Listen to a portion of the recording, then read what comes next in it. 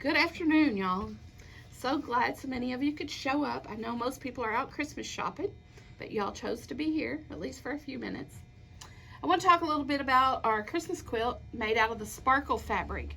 I've been promising you I'd have mine done soon. I finally got it done, and I want you to see the whole thing. It's a tree that's row by row, but it's going to be a block of the month. You start with a star is the first block, the first month. So you just do one block and you think, oh goody, it's easy, this is going to be a breeze. So block 1. Block 2, you make 4 of those. So month 2, you'll make 4 blocks. That's not bad, they're easy too. Month 3, you're going to make 2. They're a little harder, you see that, but still pretty easy. Yeah, it's that one. Month 4, you make 5. This one's a little more. Block, that's 5. Month 5, I got out of order there. 5, you make 6. And that's that one. Yes, I would call that Ohio Star. And that's easy. Most of us done that one. But look at block 6. You only make 3. But look how little those pieces are. But it's not hard. It was fun. So it's interesting. You make 3, you make each block, and you do whatever you need to make the quilt. And then the last one, you do the base and put your fabrics in there. So it's a 7-month block of the month. If you want to sign up in the shop, you can. I've got the sign up forms. You will purchase a book and then pay each month for your class. And this one will also be on the line, on the internet. First time ever that we've done one like that. So you can sign up and pay on the internet, and it can be shipped to you, and you don't even have to come in and see us if you don't want.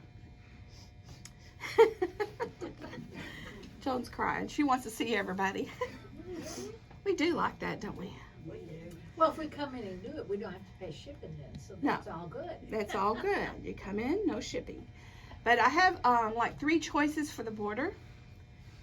I decided to use the poinsettia, but there is one with red birds in it, not bluebirds. And there's one with little poinsettias that's different. So there's 3 choices in that. But it's all sparkle fabric that is made in the fabric. And if you look at it up close, you can see it. It looks really neat.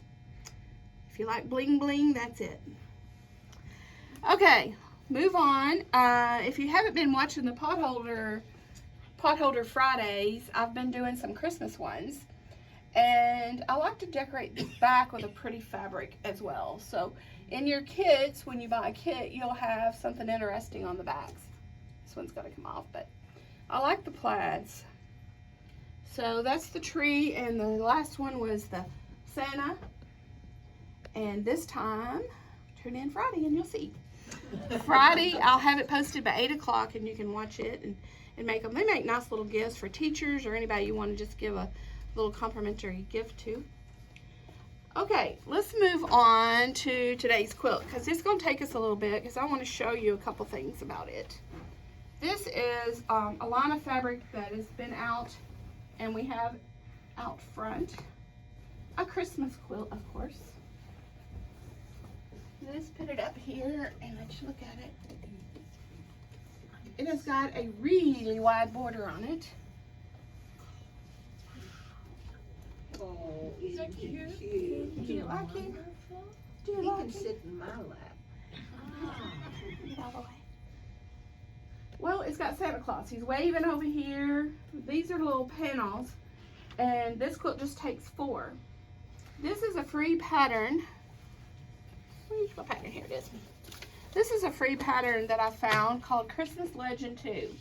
And of course, there was a Christmas Legend 1 of fabric, and this is the second version of it. It has the border fabric in the line. And then one of the things I really like about it is this plaid. And it throws a touch of black in here with snowflakes on it.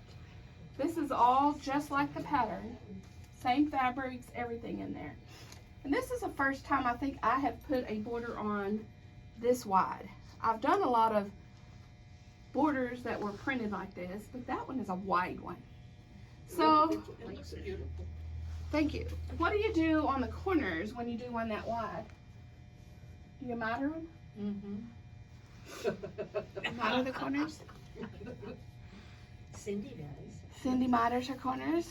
Well, I used to be kind of afraid of a mitered corner. For one thing, us getting the quilt tops in the shop with a mitered corner, most of the time we're a little taken aback. Aren't we, girls? You know why? Because we see a mitered corner and usually there's extra fabric in here. And then when we go to try to pin it on and lay it out flat, we have trouble quilting it because we don't know what to do with that extra fabric in there. And it's all in the technique of the corners. And mine aren't always perfect, but I've learned a few techniques to do. So I thought I'd share them with you today. And if you haven't made miter corners, you ought to try some, because they're not as bad as you think. It's not with glue. Well, I'm not teaching this with glue, so you can come back and do that one later. We might really be interested in that. You can do both borders at the same time and miter them. You sew them together first and then miter the whole thing. I didn't do that with this quilt. You can do it both ways, but I thought this one's already so wide, I was worried about working with both of them at the same time, so I didn't. So I'm going to show you a little one here that I've started and a little techniques that I've learned. I've already got this one mitered. See how nice and flat that is? You can tell how flat that corner is. That's better than some I've done.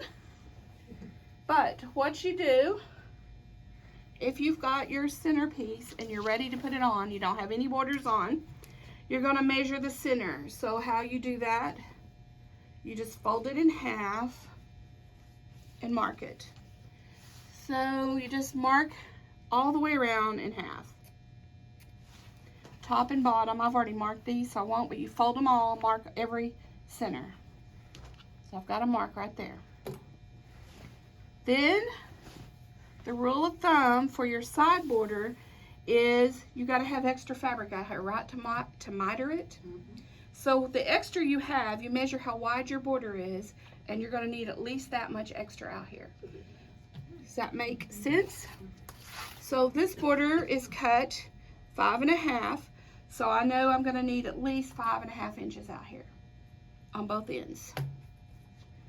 So I've done that, and then on this piece I fold it in half and get the center of it, and I start pinning from the center. So I'll match the center up, go this way and this way with pinning it. And then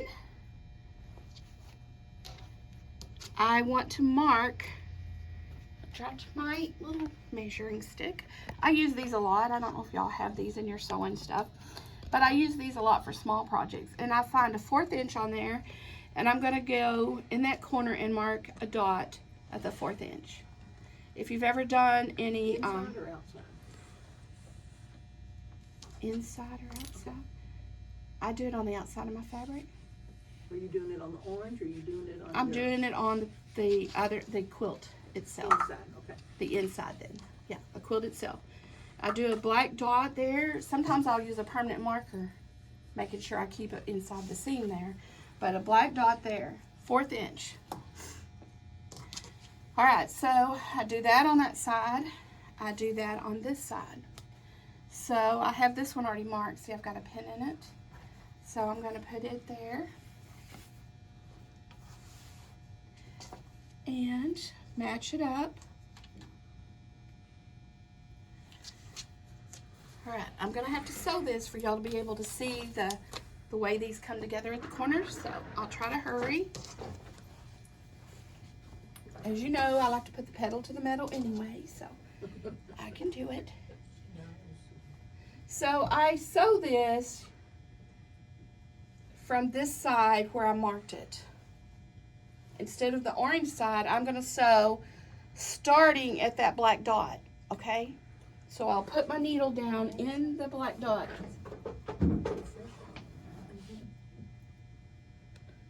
This is not complicated. Once you have done one, you'll have it. So in the black dot, I start sewing. And you sew all the way over to the other black dot. Make sense? You'll see in a minute exactly how those dots help If I didn't have them, I wouldn't be able to do it.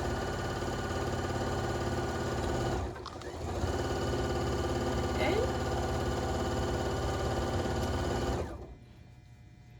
So we're going to do the same thing on our other strips on the ends.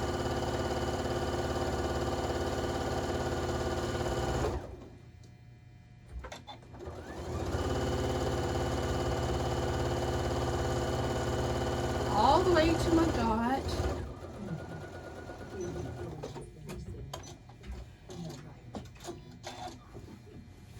Alright, these kind of look bad because you've got these wings out here, but you don't worry about that. Same thing on our end pieces. We're going to find the center. And I've got a fold here already on this one, so I know where the center is. I'm going to have plenty because there's more than 5 inches out there. Match that up to the mark. I'm going to pin it. And now we're into this. So I want to flip it over and always sew from that inside. Find my little dot there and start there again in the dot. So you're going to have to make sure you keep this out of the way. Start in your dot.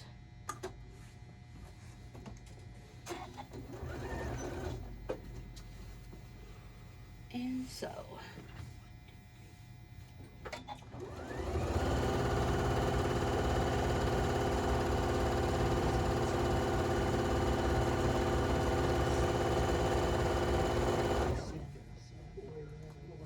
Pull the pin on that one.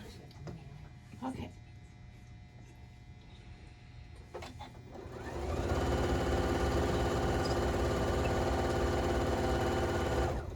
There's probably other ways to do these that would work. This way is what works really good for me. And believe me, I don't want to have to do a lot of picking out. And if it don't lay flat, I'll be picking out. Alright, you see that I've got, this is what I've got right here. Okay? So an easy way to figure out how to get that corner to lay flat, because you could, if you don't get the right angle, you could have a lot of extra fabric in here. But if you take this side up to this side, I don't know if this is the way you do it, Cindy, but this is the way it works for me. So you're going to put these edges and match them. Then you can feel the seam in here and pull that down on both sides. So see how nice and flat that is? I've got my angle there. Do y'all know what angle that is? 45. It is. It's a 45 angle.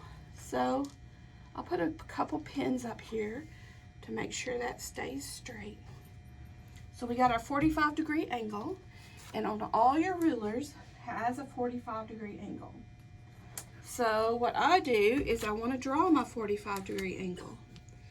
I have to move that pin a little bit. So I put my ruler in the corner where that dot is, and then I line this up here straight. So I put that right in that dot.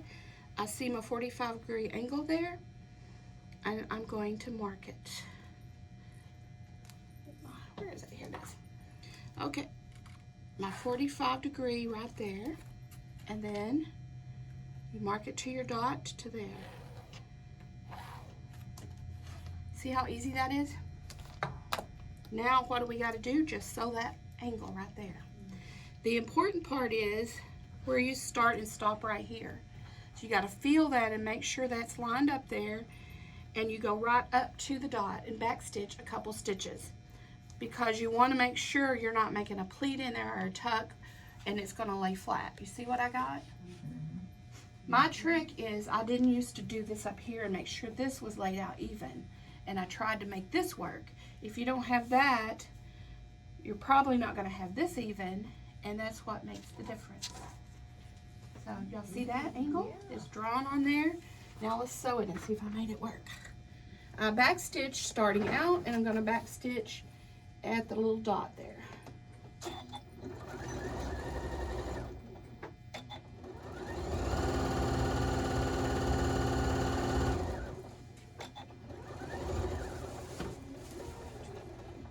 hoping that is perfect. If it is, there'll be no picking out. Let me check first for y'all see. Let me check. Oh, pretty good. Awesome. Okay, does that work? Okay, so what you need to do is trim this off a 1/4 inch. You can do it with a rotary cutter or your scissors. Go up a 1/4 inch. And then what I do is bend it and cut that little corner out there so that it's not a lot of bulk. And then when you go to press it, I'll make it like real flat. And you decide which side is best to turn that on. And make sure they're all 4 corners turned the same way and pressed. And see how easy that is? Really pretty. So if you haven't done mitered corners, you can do it on anything. Like this is just a solid piece of fabric, but it's pretty wide. I like to do it on wide ones. And especially like prints and stuff, I like to do the mitered corners. But I get in a rut just doing them all straight, and I'm thinking, this is kind of fun. It's a challenge. Doesn't take all that long. So if I did this corner, I would do the same thing. I would take this side up, meet that side, line it up again, making sure these are matching here. You can feel it with your fingers, and then you go again. Mark it, go. Y'all got it? Got it. Okay. We can rewatch the video, correct? Oh yeah. You can go back. Hopefully it's on video good where people can see how to do that. I know a lot of people have said, no, I wouldn't miter a corner. But if you're doing a wide one, especially this, you're going to want to miter it. And the rest of the techniques in the quilt are really easy. You just, if you want a kit, I have 3 left there that I want to show you these. And I used to do quilts in a box, and I got out of it, but I'm going to do more of them. Usually I put the pattern in the lid like this, quilt in a box, and then you can see everything that's in there. Oh, it's so pretty. And I like that because you can roll it up and have it in there. So you're gonna be seeing more quilt in a box for us. So in this box, you can see what you're getting. You're getting everything. You're getting the panel in there, the border fabric, and the pattern in there to make it by. They're $58. When the sale goes off, they're gonna be $78. Wow. So there's 3 of those. If you want it, just grab it when you come by. If you want any of the fabrics are out in front. This is Quilting Legend. It's down on the bottom right, and this has been on sale this week, still through today, 25% off. What's on the back? On the back, what did I do on the back? I forget. I think I just did cream. Okay. I usually do some kind of plaid or something, That looks good though. but I liked the cream in here. Really pretty, yeah. I wanted to save the plaid for y'all because the plaid sells out, so I tried to save plaid back and not do it on mine. So, but cream's fine with me for that. It's a big, snuggly quilt. It'd have to made a little longer to be a bed size, I think, but it's a large lap quilt. Christmas over the back of the couch is perfect. Oh yeah, that'd be good too. I did the green binding. Jeanette saw me having green on there. But what else? I couldn't do blue on this one, Jeanette, so I had to go with that. Okay, that's it for today. I hope you tuned in for demo, and we'll see you next month. Good day.